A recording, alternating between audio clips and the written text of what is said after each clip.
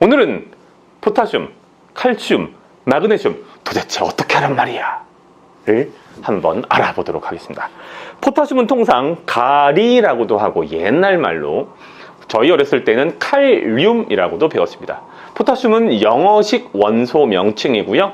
칼륨은 라틴어 또는 독일어식 명칭입니다. 교육 제도가 과거에 일본 중심으로 움직이다가 그것이 미국 쪽으로 바뀌면서 일본 쪽에서 통상 썼던 독일어식 표현 칼륨 또는 그것의 한자어 표현 가리를 요즘에는 포타슘이라고 부르고 있는 편입니다. 다만 몇몇 과학 교과서에서는 포타슘이라는 표현을 쓰지만 여전히 농업 쪽에서는 칼륨이라고 하는 표현을 문제없는 또는 심지어 적절한 표현을 받아들이고 있으니 칼륨과 포타슘 때문에 너무 스트레스 받지 마세요. 기본적으로 포타슘과 칼륨, 가리는 같은 것이다 라고 보시면 됩니다. 일단 포타슘, 칼슘, 마그네슘은 아쿠아포닉스에 있어서 일반적인 관행농법보다 훨씬 더 중요합니다. 이유는 뭘까요?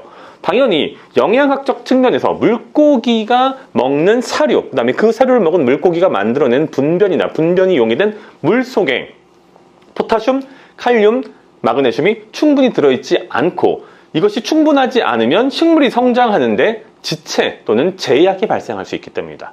또 한 가지 중요한 게 있죠. 포타슘과 칼슘 그리고 마그네슘은 물의 알칼리너티와 관련하여서 아주 중요한 역할을 합니다. 버퍼링 케이퍼빌리티, 즉 pH가 들쭉날쭉 움직이지 않도록 막아주는 일종의 방어판 역할을 합니다. 그런 상황에서 매우 중요한 것이 한 가지 더 있습니다.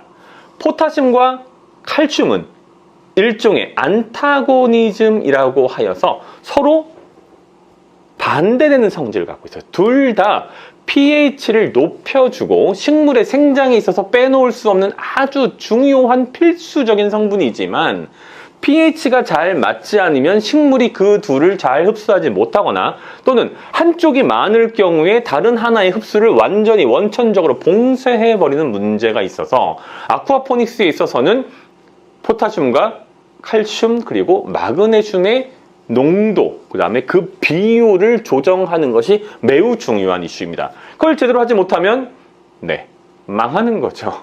식물이 제대로 성장하지 못하니까요. 여러분이 기르고 있는 식물들의 잎의 표면이 노랗게 변하거나 하면 통상의 경우 질소가 부족한 것이라고 알려져 있습니다. 그런데 그것에 예를 들어서 모자이크처럼 노란색의 어떤 칼라 패치가 생긴다. 그 경우는 미량 원소들에게 문제가 있는 것으로 보는 것이 맞습니다.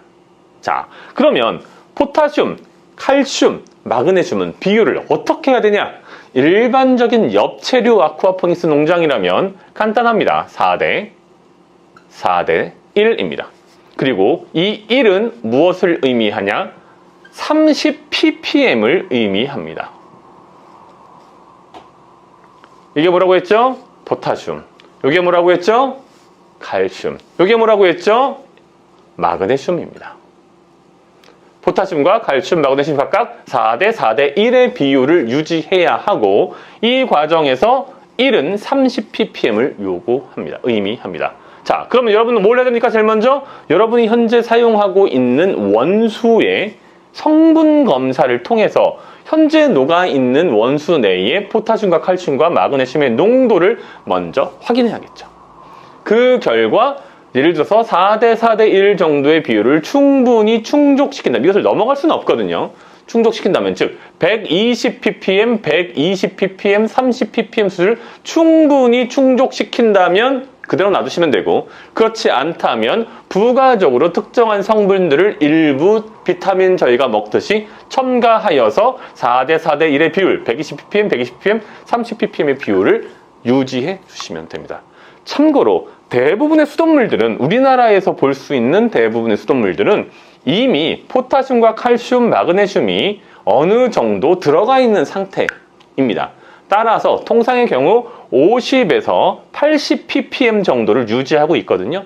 따라서 원수를 확인하고 원수에 대략 평균적으로 40ppm 정도의 포타슘과 칼슘만 넣어 주어도 무리 없이 그 물을 사용할 수 있습니다.